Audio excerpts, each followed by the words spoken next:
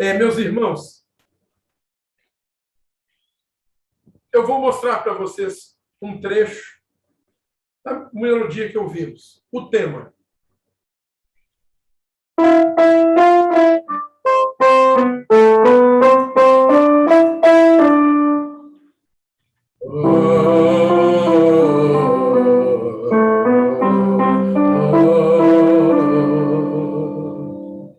Fantasia coral. Nona Sinfonia.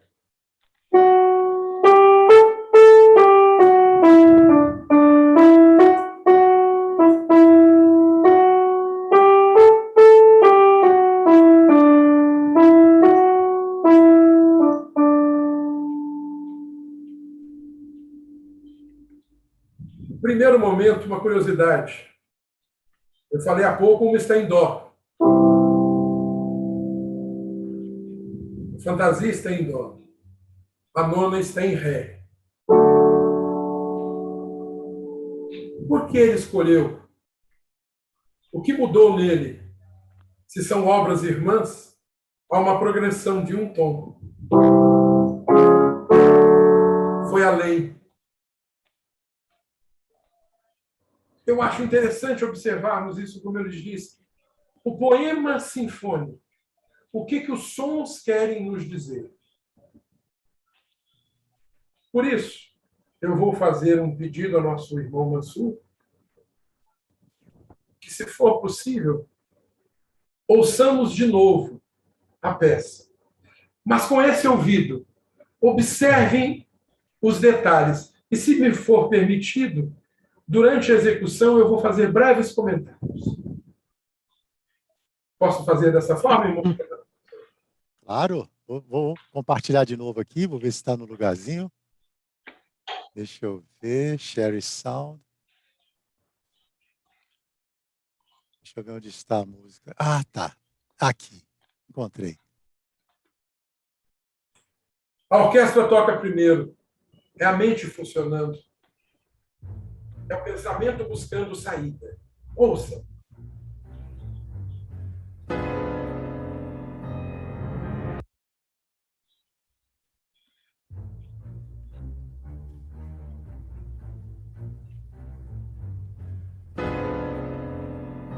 O piano é todo. A inquietude, a busca, o pensamento, sussurro.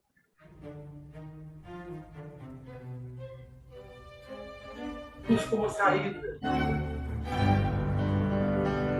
Tenta.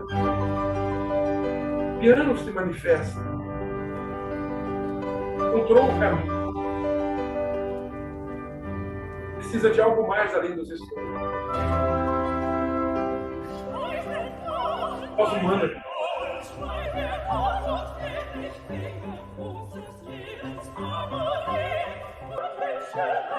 A gratidão, a atenção, a expansão da consciência.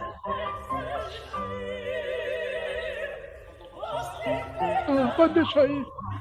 Precisa não.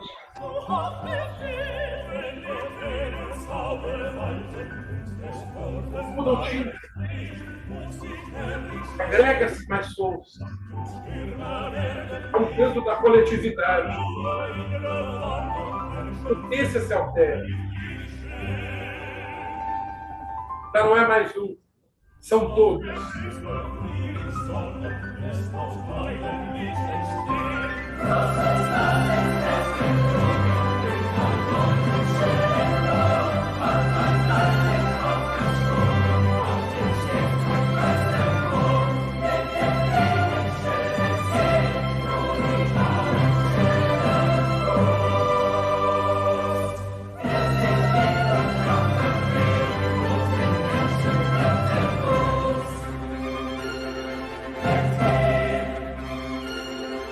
Olha a alegria na orquestra. Os agudos. A alegria do tenor. Olha o piano. Brinca.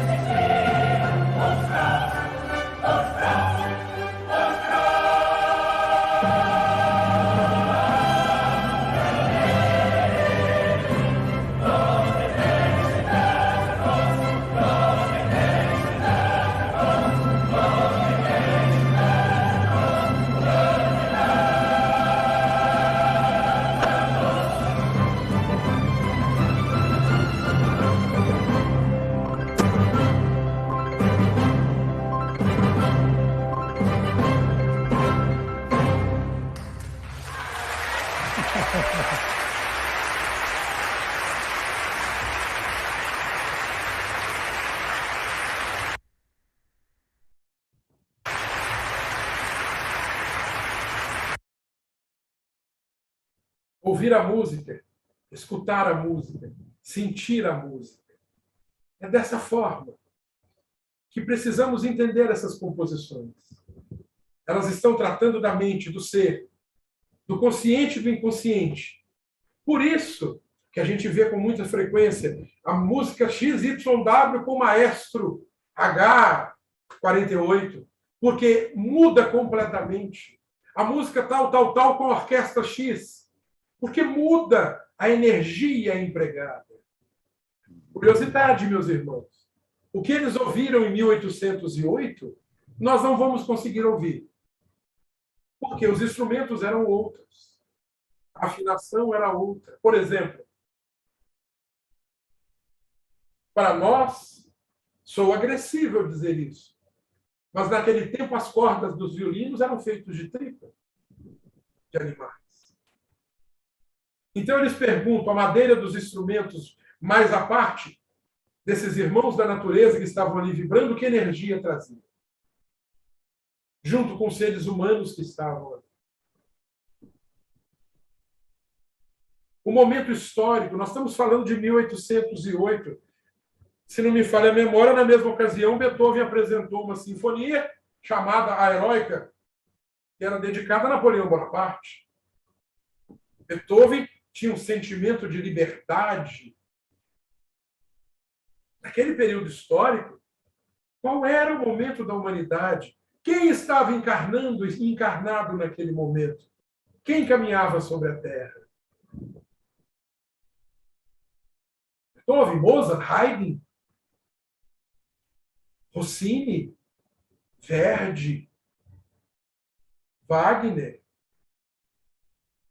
Na música, esses expoentes, e nas outras artes, e na filosofia, e na política. Nós estamos praticamente às portas da Revolução Francesa. O Império Napoleônico estava ainda na memória de todos. Detalhe, ele dedicou a sinfonia para Napoleão, mas quando Napoleão se coroou imperador da França, ele rabiscou a dedicatória e mudou, né? Porque o seu ídolo já não correspondia mais às suas expectativas.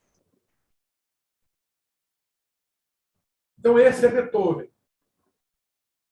O que eu lhes digo e o que eu lhes disse é baseado na minha forma de sentir e de perceber. Não dito, não denomino, mas gosto de dividir com os meus alunos, irmãos e amigos assim. Percebam a música como um discurso que está acontecendo nos instrumentos. Aquilo nasceu de uma mente de um ser. São sentimentos, são os conflitos de consciente, de inconsciente. São as facetas do mesmo ser humano. E esse Beethoven, 251 anos de nascimento, 123 anos de fantasia coral. É uma voz de outro tempo. É um outro tempo nos falando. É a mesma humanidade, mas é outro momento. E esse homem que nasceu em dificuldade, que tinha tudo para desistir, que viveu seu karma e seu dharma com toda a dignidade que lhe era possível, com todas as dificuldades e angústias de um ser humano, chegou a pensar em se matar, escreveu isso. Mas não o fez. E deixou um legado que já são 251 anos de seu nascimento. E ele ainda é referência para estarmos conversando sobre o que ele fez hoje. Não era perfeito. Me perdoe a expressão, mas ele tinha um gênio do cão. Tem uma piadinha que a casa dele era muito barulhenta, porque o Beethoven tinha que fazer muito barulho para ouvir. Então ele tocava o piano violentamente, ele tocava o violino violentamente, ele falava alto. E do lado morava uma senhora, entendeu? E ela feliz da vida, porque morava do lado do Beethoven. Aí eu que escuto tudo de primeira mão. Essa piadinha dos nós músicos me faz muito pensar na questão do luz e treva. Em toda a angústia que ele vivenciou, ele criou um foco positivo que a vizinha gostava de morar do lado dele. Existem altos e baixos em sua vida. Uma vez ele se apaixonou, se declarou e pediu em casamento. Recebeu o mais sonoro não que podia lhe ser oferecido. Ele não era bonito. As fotos são elegantes, mas ele era comido de varíola. Ele não era alto. Ele era atarracadinho. Ele não era rico. Ele era famoso.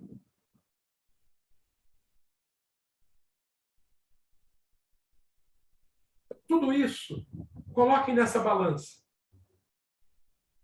No ser humano, na alma, na consciência, que na sua caminhada passou por aqui ganhando o nome de Beethoven.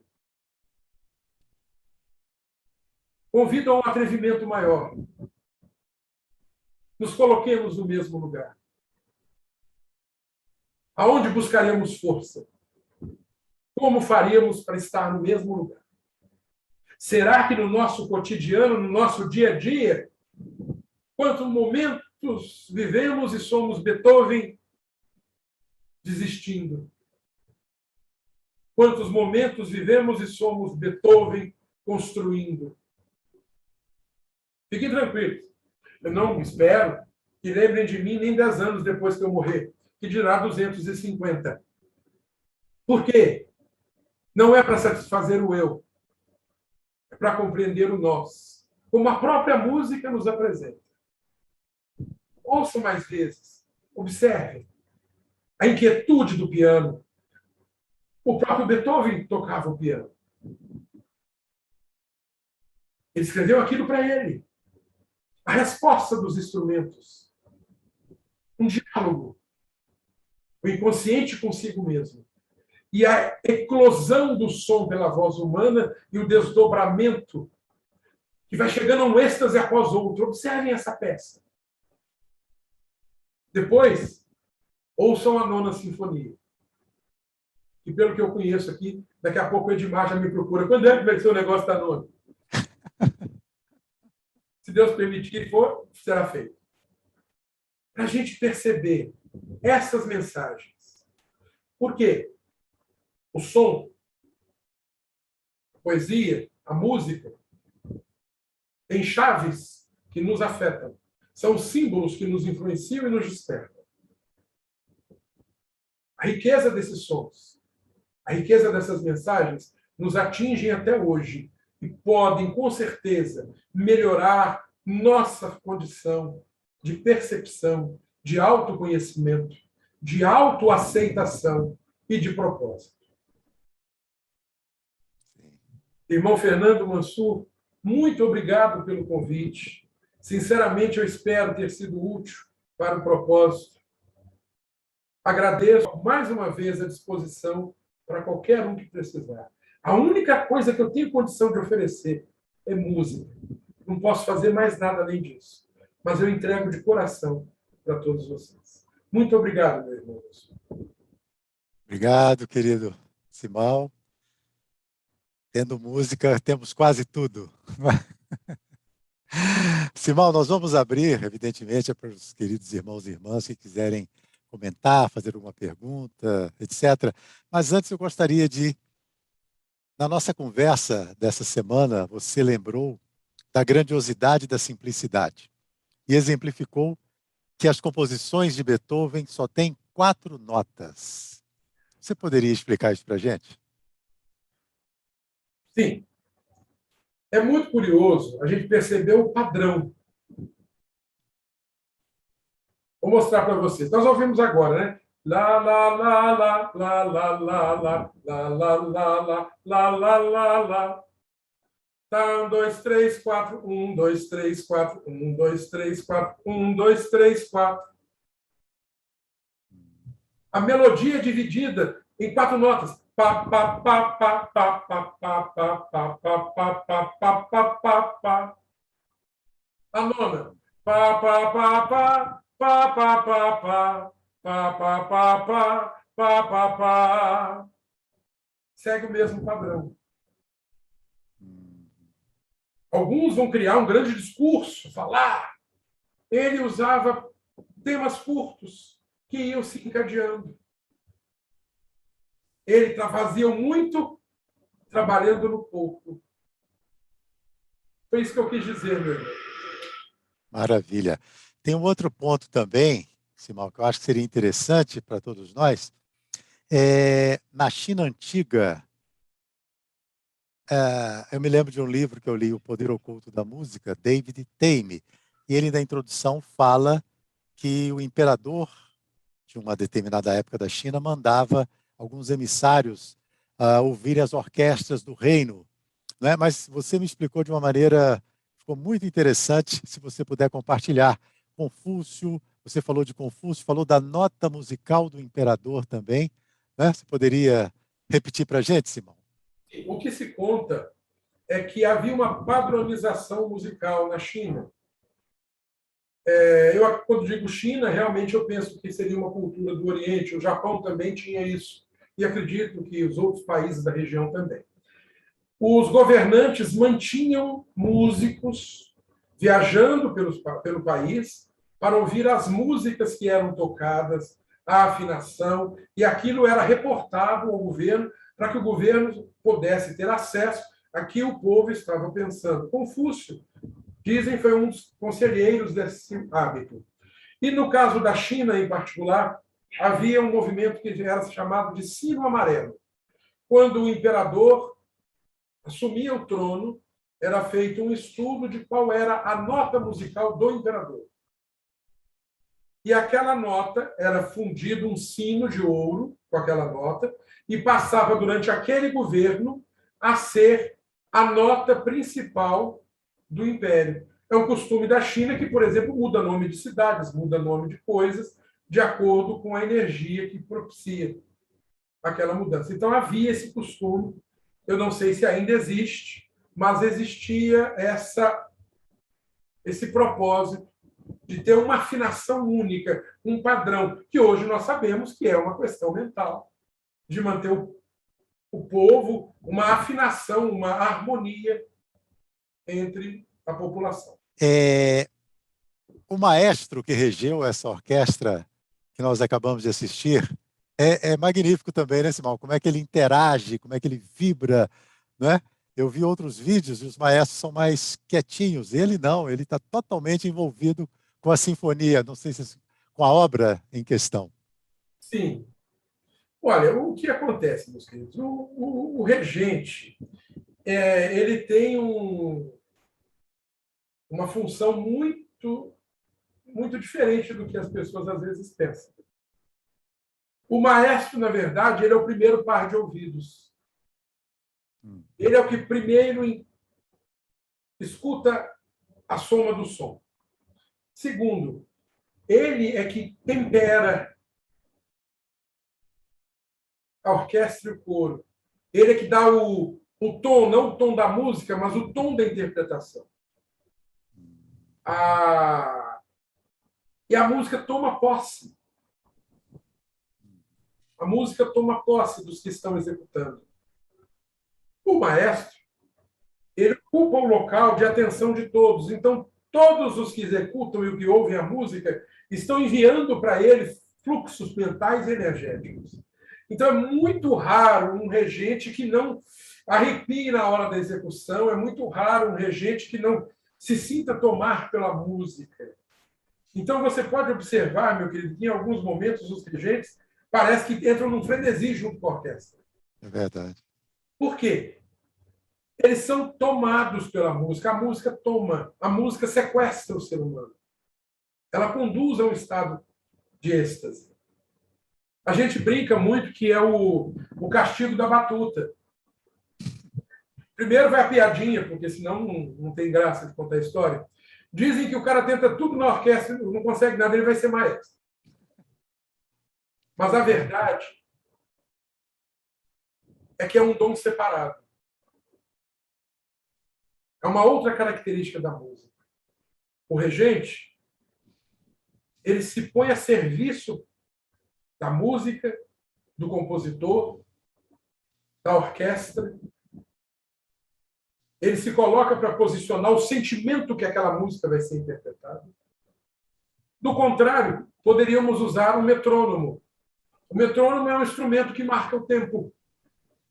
Ele vai ter uma batida inflexível e aquela batida o músico pode tocar seguindo. Vai ligar o negócio lá e... 1, 2, 3, 4. 1, 2, 3, 4. Mas não tem sentimento. O maestro vai se posicionar a serviço. O maestro não sobe no pódio para aparecer, para se destacar. Ele sobe ao pódio para ser melhor visto. O maestro não usa uma batuta, uma varinha, que as pessoas às vezes falam, mas dá para enxergar aquilo? Por incrível que pareça, dá. O inconsciente é capaz de afinar para a coisa. Por quê? Aquilo é para alongar seu braço. Aquilo é neto do bastão. Que antigamente os maestros usavam um bastão e marcavam o tempo no chão. Depois de alguns acidentes que eles acertaram o pé, o negócio foi empurrando até chegar na batuta. Então, o maestro, realmente, esse maestro eu não conheço pessoalmente e é a primeira vez que eu vejo o trabalho dele. Mas você percebe, eu percebi que ele se diluiu na música. Ele se entregou e viveu a música. Será que temos uma contribuição da Cláudia também, que se inscreveu há instantes? Eu estava só realmente imaginando, né? Supondo como é essa criação em surdez, de onde vem, né? De que fonte descende, né? Por que caminhos essa poesia, né? Em forma de som, ela chega até a mente, até o coração desse homem e é transposta, né? Para instrumentos e é uma lindeza. Agradecida aí pelo contexto todo de estar acessando essas reflexões, essas paisagens aí da alma, né? E a arte realmente é uma escada de ida e de vinda. Obrigado, minha irmã Cláudia. Obrigado por suas palavras. E vamos subir e descer essa escada. Vamos vivenciar essa música. Vamos aproveitar o que tem de belo para suscitar o que tem de belo dentro de nós. O irmão Antônio, alguns instantes, querida irmã Cláudia, falou que eu usei a palavra eclosão. E na hora que eu estava conversando com ele, perdão, irmão Antônio, eu pensei uma coisa, mas ela escapuliu e voltou agora. E o que eu ia dizer a Antônio serve para o que nós estamos falando também, Cláudia. Eu acredito que você só consegue desenvolver algo que já existe e está envolvido. Tudo, penso eu, já está ali pronto, mas tem que conseguir passar pelo canal que somos nós. Então, eu uso o termo eclodir pensando isso, que está ali fermentando. Tanto que, observa ele, 1808, a fantasia coral, 1824, a nona sinfonia. Escutem as duas. Ele mesmo confessou que eram obras irmãs. Então, eclodir, desenvolver, surgir, despertar, na minha parca compreensão, são sinônimos de algo que está pronto, mas tem que encontrar o canal para sair. E esse canal só se abre com a nossa permissão. Na modelagem em argila, né, a experiência que eu tenho, muitas vezes se vai para o bloco com uma inspiração, com uma ideia, e aí ali no tatear, no desbastar, o que aparece é algo totalmente diferente, né? Eu não lembro qual é o filósofo da arte que diz que na matéria já há, a gente só tem que desbastar, retirar o que não é. Né? Michelangelo. Sim. Para Michelangelo. Mas como que você faz isso? E ele falou, você não enxerga, eles estão ali, só tem que tirar o excesso. Então é isso. Mas o que vai na argila, o que vai no som, o que vai na arte, é o que vai na alma. Já está ali, já está aqui. Nós só precisamos retirar os excessos.